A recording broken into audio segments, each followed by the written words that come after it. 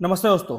आज का डेट है 3 सितंबर 2023 और अभी हम डिस्कस करेंगे द हिंदू के कुछ इंपॉर्टेंट आर्टिकल्स हिंदी में। ठीक है, तो आइए शुरू करते हैं। सबसे पहले हेडलाइंस देख लेते हैं। आज एक वर्ल्ड लोकेशन डिस्कस करेंगे, मनीला। क्यों इंपॉर्टेंट है? क्योंकि अमेरिका और फिलीपींस ने विवादित दक्षिण चीन सागर में वार्षिक अभ्यास शुरू किया है। उसका नाम है शामा, याद रखिएगा, शामा। इसी के कारण जो साउथ चाइना सी है वो बहुत ही सेंसिबल एरिया है और उसको अच्छे से डिस्कस करेंगे और फिलीपींस का पूरा मैप में डिस्कस करेंगे। अगला आर्टिकल है, नोबेल प्राइज दिया गया है मेडिसिन के क्षेत्र में 2023 का, जिसमें दो लोग हैं, कैटलीन कारिको। ठीक है, कैटलीन कारिको और अमेरिकी चिकित्सक वैज्ञानिक हैं ड्रू बीसमैन। तो दोनों के बारे में डिस्कस करेंगे। mRNA ये अभी बीपीएससी में आया है, तो ये बहुत ही इंपॉर्टेंस रखता है, मैसेंजर आरएनए जिसे कहते हैं। ठीक है, बीपीएससी का पीटी में अभी ही क्वेश्चन आया है, तो इसे ध्यान से देखेंगे।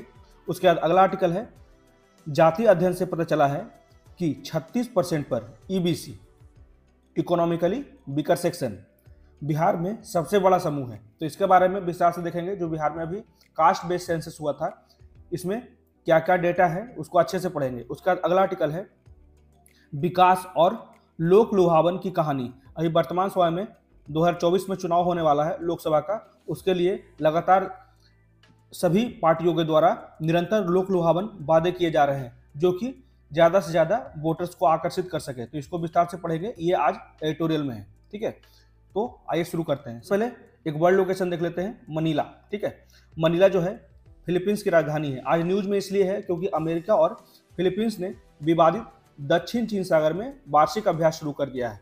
विवादित दक्षिण सागर पर मनीला और बीजिंग, मतलब कि फिलीपींस और चीन के बीच नवीनतम राजनीतिक विवाद के कुछ दिनों बाद अमेरिका और फिलीपींस ने वार्षिक संयुक्त नौसेना अभ्यास शुरू किया। नौसेना अभ्यास, ठीक है, याद रखिएगा। मनीला और फिलीपींस के मुख्य द्वीप लुजोन के दक्षिण में 1000 से अधिक नाविक शामा अभ्यास में भाग ले रहे हैं। तो अब लोकेशन देख लेते हैं। यह है फिलीपींस का पूरा कंट्री। ठीक है, जो बहुत से आइलैंड से बना है। तो इसको देख लेते हैं। ये साउथ चाइना सी है, यहाँ पे सुलू सी है, उसके बाद यहाँ पे केलेबस सी है, उसके बाद ईस्टर्न साइड में फिलीपींस सी है। तो ये सारी चीज़ें याद रखिएगा। एक और मैप में देख लेते हैं, अगर कुछ छूट गया हो तो। वही चीज़ें हैं इसके साउथ वेस्ट रीजन में, देख सकते हैं मलेशिया स्थित है। ठीक है, तो ये बहुत ही विवादित क्षेत्र है। यहाँ पे लगातार चाइना अपना विस्तारवादी अप्रोच अपनाए रहता है, तो इसके लिए ये लगातार न्यूज में रहता है। चाइना चाहता है कि जितने भी आइलैंड हैं उस पर उसका अधिकार हो जाए। ठीक है, ये इसकी राजधानी है फिलीपींस की, मनीला। तो याद रखिएगा ये सारी चीज़ें। अब बढ़ते हैं अगले आर्टिकल की तरफ। अगला आर्टिकल है, मेडिसिन के क्षेत्र में नोबेल पुरस्कार 2023 उस जोड़ी को दिया जाता है जिसने mRNA, ठीक है, कोविड टीका का मार्ग प्रशस्त किया। तो इसके बारे में हम लोग विस्तार से पढ़ लेते हैं। तो फिजियोलॉजी या मेडिसिन में 2023 का नोबेल पुरस्कार हंगरी के, ठीक है, यहाँ पे लिखा है, हंगेरियन बायोकेमिस्ट कैटलीन कारिको और अमेरिकी चिकित्सा वैज्ञानिक ड्रू बीसमैन, ठीक है, ये दोनों को मेडिसिन में नोबेल पुरस्कार 2023 दिया गया है। सोमवार को नामों की घोषणा करते हुए रॉयल स्वीडिश अकेडमी ऑफ, ये याद रखिएगा कि किसने घोषणा किया, तो royal Swedish academy of science ने कहा कि उन्हें न्यूक्लियोसाइड बेस्ड संशोधन से संबंधित खोज के लिए सम्मानित किया गया है। तो ये भी याद रखिएगा, nucleoside based modification that enable the development of effective mRNA vaccine against कोविड-19। इसी के लिए इन दोनों वैज्ञानिकों को नोबेल पुरस्कार 2023 मेडिसिन के क्षेत्र में दिया गया है। ठीक है, यहाँ पे फोटो देख सकते हैं। तो डॉक्टर कारिनो यह पुरस्कार पाने वाली केवल 13वीं महिला है जो नोबेल पुरस्कार पाई है। इसमें उदाहरण दिया जाता है। उदाहरणों में महामारी का जिक्र होने से पता चलता है कि mRNA टीका का, इसके विकास का क्या प्रभाव पड़ा और साथ ही यह भी कैसे वैश्विक आपदा वैक्सीन तकनीक के लिए अपनी क्षमता दिखाने का अवसर बन गई है। तो इसके लिए mRNA बहुत ही इंपॉर्टेंट हो गई है। जो लगातार पैंडमिक्स आ रहे हैं वायरस से, अलग अलग, अभी भी केरला में बहुत सारे पैंडमिक आए थे, तो mRNA बहुत ही इंपॉर्टेंस रख रहा है अभी। ठीक है, इसमें कहा जाता है mRNA का मतलब है कि मैसेंजर आरएनए, एक प्रकार का अणु जो डीएनए से कोशिका के साइटोप्लाज्म तक निर्देश पहुंचाता है। ठीक है, जो डीएनए से सेल तक, सेल के साइटोप्लाज्म तक अपना मैसेज पहुंचाता है, इसी के लिए कहा जाता है इसको मैसेंजर डीएनए, जहां उन संदेशों को विभिन्न प्रोटीन का उत्पादन करने के लिए रीड किया जाता है, पढ़ा जाता है। 1980 के दशक के बाद वैज्ञानिकों को एहसास हुआ कि यदि कोई बाधा को दूर किया जा सकता है तो mRNA एक नए प्रकार के टीका का आधार बन सकता है। विचार, शरीर में एक संशोधित mRNA इंजेक्ट करना था जो कोशिका को एक निश्चित प्रोटीन बनाने का निर्देश देगा, जो शरीर की प्रतिरक्षा, ठीक है, प्रतिरक्षा प्रणाली को उस पर हमला करने के लिए उकसा सकता है और साथ ही भविष्य में उसी प्रोटीन का सामना करने के लिए खुद को तैयार करेगा। ये इसका मैकेनिज्म है कि कैसे कार्य करेगा। तो यह प्रोटीन वायरस द्वारा उत्पादित कुछ भी हो सकता है, जैसे सारस कोवैक्सीन 2 का स्पाइक प्रोटीन, लेकिन mRNA को शरीर के अंदर अपनी यात्रा से बचाने और कोशिका में प्रवेश करने में सक्षम होना होगा। ये सारी बातें हैं कि किस तरह से ये प्रक्रिया करेगी mRNA और क्यों ये इंपॉर्टेंस रखता है खासकर वैक्सीन के लिए। तो डॉक्टर कारिको और डॉक्टर वॉशिमैन ने 1990 के दशक के अंत में एक साथ कार्य करना शुरू किया था। उन्होंने अन्य वैज्ञानिकों ने शरीर में mRNA पहुंचाने से लेकर प्रतिरक्षा प्रणाली की प्रक्रिया तक के चरणों को स्पष्ट करते हुए कई अध्ययन प्रकाशित किए, लेकिन एक समस्या रह गई कि प्रतिरक्षा प्रणाली को लगा कि सिंथेटिक mRNA एक विदेशी पदार्थ है, मतलब कि शरीर को ऐसा लगा कि ये शरीर का भाग नहीं है, जिससे कि खत्म होने की जरूरत है, लेकिन कोशिकाओं के mRNA को नहीं।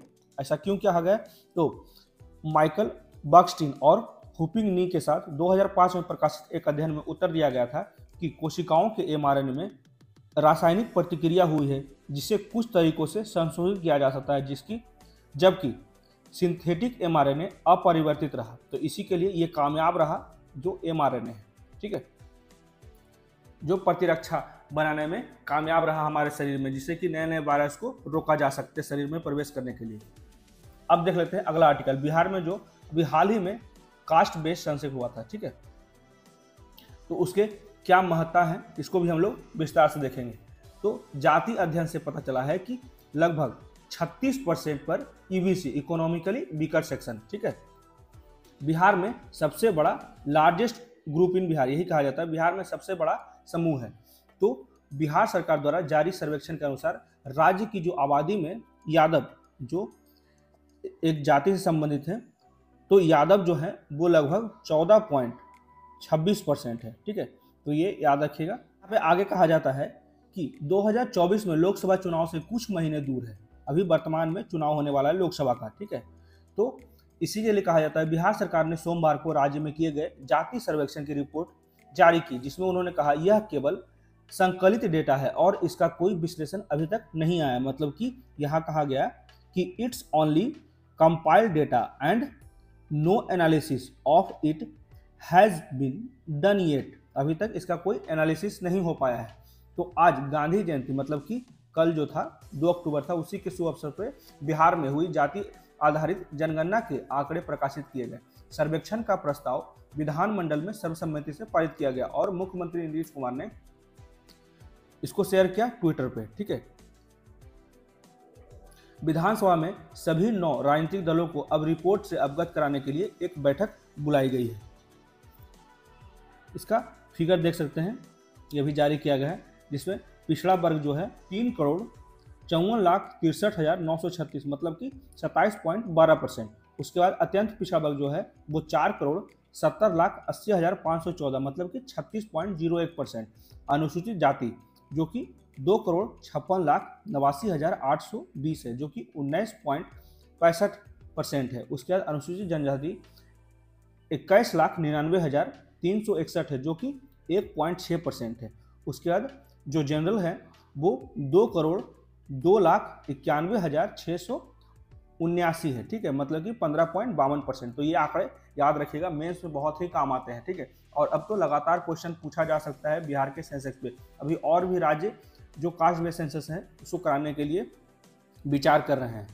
तो आगे कहा जाता है कि इससे क्या होगा कि जाति निरंतर विघटित हो जाएगी, अनेक भागों में बढ़ जाएगी। रिपोर्ट में कहा गया कि अन्य पिछड़ा वर्ग जो ओबीसी है राज्य की आबादी में 27.12% है। अत्यंत पिछड़ा वर्ग जो है, जो भी हमने आंकड़े में देखा, वो 36% है। अनुसूचित जाति 19%, अनुसूचित जनजाति 1.6% और उच्च जाति 15.52%। ठीक है, तो जनसंख्या में जो ये आंकड़े याद रखिए, बिहार में जनसंख्या में जो हिंदू का आंकड़ा है वो 81.99% है और मुस्लिम का आंकड़ा जो है वो 17.70% है। तो इसका कुल जनसंख्या जो है बिहार का वो 13 करोड़ से अधिक है। सर्वेक्षण रिपोर्ट जो है बिहार जाति आधारित जनगणना 2022 में ऐसा कहा जाता है कि यादव राज्य की आबादी का 14.26% है, कुशवाहा 4.27%, कुर्मी 2.87%, मुसहर जाति राज्य का 3% और ब्राह्मण 3.66%। उच्च जाति काशा समुदाय राज्य की आबादी का 0.68% है। तो ये कुछ जाति संबंधित आंकड़े दिए गए हैं। ठीक है, कांग्रेस ने केंद्र से राष्ट्रीय स्तर पर तुरंत ऐसी ही कवायद करने का आह्वान किया है। ठीक है, कांग्रेस कहा है कि जो कास्ट बेस्ड सेंसस है उसे नेशनल लेवल पे एक बार आयोजित किया जाए। बहुत से राज्य ऑलरेडी अपने राज्य में ये कास्ट बेस्ड सेंसस कराने के लिए योजना बना रहे हैं। पार्टी के पूर्व अध्यक्ष राहुल गांधी जो नेता प्रतिपक्ष हैं, ठीक है, लोकसभा के विपक्ष के नेता हैं, ने कहा कि जनगणना ने साबित कर दिया है कि राज्य में 84% लोग ओबीसी, एससी और एसटी के हैं और उनकी हिस्सेदारी उनकी आबादी के अनुसार होनी चाहिए। तो यही सारी बातें थी जो बिहार में कास्ट बेस्ड सेंसस हुई। बहुत ही इंपॉर्टेंट डेटा है, इसे याद रखिएगा और इसे कहीं ना कहीं लिख कर जरूर रखिएगा, क्योंकि ये आगे हर एक मेंस के आंसर राइटिंग में काम दे सकता है, खासकर बिहार के परिप्रेक्ष्य में अगर कोई क्वेश्चन पूछे जाते हैं। ठीक है, अब आगे बढ़ते हैं। ये एडिटोरियल में है, इसमें मुख्यतः कहा गया है राइटर के द्वारा कि विकास the narrative of development and populism, मतलब कि विकास और लोक लुभावनवाद की कहानी। मतलब कि अभी 2024 में जो चुनाव होने वाला है तो अनेक नेता, चाहे वो किसी पार्टी के हो, लगातार लोक लुभावन वादे कर रहे हैं जिससे कि ज़्यादा से ज़्यादा संख्या में अपने वोटर्स को आकर्षित किया जा सके। तो इसी पर राइटर कहते हैं कि 14 सितंबर को प्रधानमंत्री ने चुनावी राज्य मध्य प्रदेश में 50,700 करोड़ रुपए से अधिक की परियोजना की आधारशिला रखी। ठीक है, यहाँ पे ये बातें कही गई है। इसमें एक पेट्रोकेमिकल कॉम्प्लेक्स और 10 नई औद्योगिक परियोजनाएं शामिल थी। उन्होंने इस बात पर जोर दिया कि इस निवेश से राज्य का विकास में बढ़ावा मिलेगा।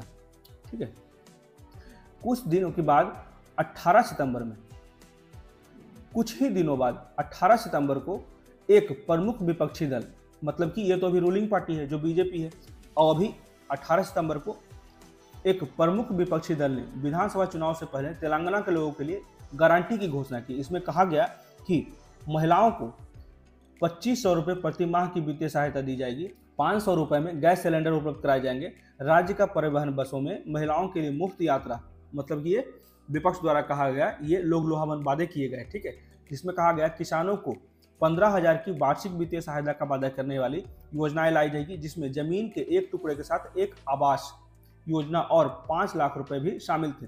बेघर गरीबों के लिए घर के निर्माण के लिए प्रत्येक गरीब परिवारों को 200 यूनिट मुफ्त बिजली और 10 लाख तक का स्वास्थ्य बीमा करवाया जाएगा और उच्च शिक्षा प्राप्त करने के लिए गरीब पृष्ठभूमि के बच्चों को 5 लाख रुपए की वित्तीय सहायता दी जाएगी। ये सब वादे किए जा रहे हैं लोकसभा के चुनाव के लिए। ठीक है, नेता प्रतिपक्ष के द्वारा। तो इन दो घोषणाओं से पता चलता है कि चुनाव से पहले विकास और लोक लुभावनवाद व्यापक प्रसार प्राप्त कर रहे हैं। इन दोनों को अल्पकालिक बनाम दीर्घकालिक लाभों के संबंध में होने वाले लाभ का मूल्यांकन करने के आह्वान के साथ चुनावी वादों के रूप में पेश किया जा रहा है। तो सबसे आम आह्वान यह है कि विकास दीर्घकालिक और आदर्श है और लोक लुभावनवाद को विकास अवरुद्ध प्रभावों के साथ दूरदर्शी कहा जाता है। जैसे कि यहाँ पे कहा जाता है, ठीक है, विकास जो है वो दीर्घकालिक आदर्श है और लोक लुभावनवाद जो कि बस अपने चुनावी हित को पूरा करने के लिए, यही विकास को अवरुद्ध प्रभावों के साथ अदूरदर्शित कहा जाता है। ठीक है, इसी के कारण यहाँ पे राइटर ये बातें कह रहे हैं। इसमें कहा जाता है कि विकास का जो जुनून दिखता है खास के चुनावी समय में, ये सिर्फ मतदाताओं के लिए भ्रामक है। ठीक है, तो यहाँ पे कहा जाता है उच्च और बेहतर विकास परिणाम प्राप्त करने की आवश्यकता पर कोई दो तर्क नहीं है। हालांकि कल्याण और अस्थिरता के निहितार्थ को समझने के लिए इसके प्रक्षेप वर्ग और समावेशिता का आकलन करने की आवश्यकता है, जबकि त्वरित विकास की आवश्यकता को चुनावी वादे के रूप में आसानी से बेचा जा सकता है। कल्याण लाभ में असमान का कल्याण जो है वो लाभ में असमानता का आकलन करने और उसे दूर करने की आवश्यकता का न तो उल्लेख करता है और न ही चुनाव के बाद, यही कहा जा रहा है, चुनाव के बाद की अवधि में इस पर ध्यान दिया जाता है। तो यही बातें कल्याण और स्थिरता पे राइटर कह रहे हैं कि ये सिर्फ और सिर्फ कुछ समय के लिए ये वादे होते हैं, लोक लुभावन वादे। तो मतदाताओं के लिए विकास को एक आकर्षक प्रस्ताव बनाने का एक आसान तरीका इसे दृश्यमान भौतिक बुनियादी ढांचों के संदर्भ में सीमित रूप से परिभाषित करता है। ऐसी संकीर्ण परिभाषा का लाभ यह है कि इसे आसानी से प्रदर्शित किया जा सकता है और उपलब्धियों को परिमाणित किया जा सकता है। तो यदि भौतिक बुनियादी ढांचे के निर्माण का पैमाना ऊंचा होता है तो इससे मौजूद सरकारों को लाभ मिलेगा। तब विरोधी राजनीतिक दलों के पास 3 विकल्प बचते हैं, जैसे सत्ता में आने पर बुनियादी ढांचों के निर्माण के और भी ऊंचे पैमाने का वादा करना, उसके बाद दूसरा जो है वो निर्मित बुनियादी ढांचों की अनुपयुक्तता को उजागर करें और इसे विफल कराएं, और तीसरा जो है आर्थिक लोक लुभावनवाद के माध्यम से छूट गए आबादी के कुछ हिस्सों के लिए कल्याण को संबोधित करना। ठीक है, इसे बारीकी से समझने की आवश्यकता है और हम जो मतदाता हैं उसे अपने भविष्य के लिए सोचने की आवश्यकता है कि कैसा प्रतिनिधि चुने जो हमारे भविष्य को उजागर करे, जिसके सिर्फ बातें नहीं हो वो कार्य भी करने में सक्षम हो सके। तो इसमें आगे राइटर कहते हैं कि विकास को दृश्य मेगा बुनियादी ढांचे के बराबर मानना समय के साथ 2 कारणों के से एक खतरनाक जुनून बन सकता है। सबसे पहला की बात करते हैं तो विशिष्ट भौगोलिक स्थान या उपयोगकर्ताओं के लिए ऐसी परियोजनाओं की उपयुक्तता को दीर्घकालिक पर्यावरणीय परिणाम और वर्तमान और भविष्य की पीढ़ियों की आजीविका, ठीक है, पर इसके प्रभाव का वास्तविक आकलन किए बिना अक्सर बढ़ा चढ़ाकर कहा जाता है राजनीतिक दलों द्वारा, खासकर चुनावी समय में। और दूसरी बातें कही जाती है मेगा बुनियादी ढांचे के वित्त पोषण के तंत्र अक्सर गुणकों प्रभाव से अतिरंजित राजस्व संचय और बिना किसी समय और लागत वृद्धि के असमान लागत की धारणा पर होता है। ठीक है, ऐसे वित्त पोषण तरीकों का राजकोषीय बोझ माध्यम अवधि में बढ़ना शुरू हो जाएगा और इससे संबोधित करने से अतिरिक्त लागत भी आएगी। तो 2 उदाहरण यहाँ पर राइटर देते हैं। उपरोक्त को स्पष्ट किया जाता है, जैसे सबसे पहले 24 जून से 10 जुलाई 2023 की अवधि के दौरान हिमाचल प्रदेश में लगातार बारिश के बीच 41 से अधिक भूस्खलन, उसके बाद 29 अचानक बाढ़ आए और मतलब 29 क्षेत्रों में अचानक बाढ़ आए और एक स्थान पे भयानक रूप से बादल फटा, जिससे कि बहुत ज़्यादा त्रासदी हुई। इन्हें कोई जलवायु संकट घटनाएं कह सकता है, लेकिन हिमाचल प्रदेश विभिन्न पर्यटन स्थलों को जोड़ने वाली कई राजमार्ग सड़कों के निर्माण के माध्यम से विकास की दौड़ में सबसे एक सक्रिय भागीदार है, जिससे जो वहाँ के पर्वतीय क्षेत्र हैं वो संवेदनशील हो चुके हैं, नाजुक हो गए और अनियोजित शहरीकरण शुरू हो गया, अनप्लैंड अर्बनाइजेशन शुरू हो गया, जिसका दुष्परिणाम वहाँ के लोगों को बहुत ज़्यादा झेलना पड़ रहा है। वहाँ जो टूरिस्ट जा रहे हैं उन्हें भी जान का खतरा रहता है। आगे यहाँ पे राइटर कहते हैं कि 2013 में उत्तराखंड को एक बड़ी आपदा का सामना करना पड़ा। इससे सीखने के बजाय सरकार राज्य का पुनर्निर्माण करने में लग गई, जो कई राजमार्ग परियोजनाओं के साथ राज्य की रीब्रांडिंग थी, जैसे कि 4 धाम यात्रा को सड़क संपर्क के रूप में प्रचारित किया जाता है, जो लाखों लोगों को धार्मिक पर्यटन के रूप में लाता है।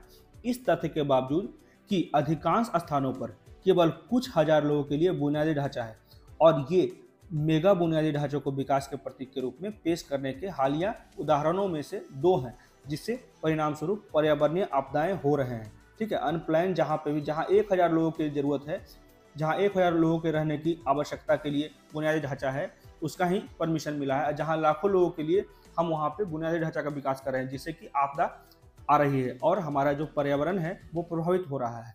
तो ऐसी आपदाओं की लागत जो है एक मुश्त नहीं होती, क्योंकि नीतिगत व्यवस्थाएं द्वारा विकास का जो आसान रास्ता चुना जाता है उससे आपदाओं का सिलसिला शुरू हो जाता है। दूसरा यहाँ पर राइटर कहते हैं कि राजकोषीय बोझ का आकलन करने के लिए देश में राष्ट्रीय राजमार्गों के निर्माण और प्रबंधन के लिए शीर्ष निकाय भारतीय राष्ट्रीय राजमार्ग प्राधिकरण की कहानी का खुलासा करते हैं यहाँ पे राइटर। मार्च 2023 का NHAI का कुल कर्ज जो था मार्च 2023 तक NHAI मतलब कि national highway authority of India का कुल कर्ज जो था वो 3,42,801 करोड़ था, जो 2014 में मात्र 23,797 करोड़ था। कर्ज का बड़ा हिस्सा यानी कि 3.27 ट्रिलियन 2017-18 और 2021-20 के बीच अनुबंधित किया गया था।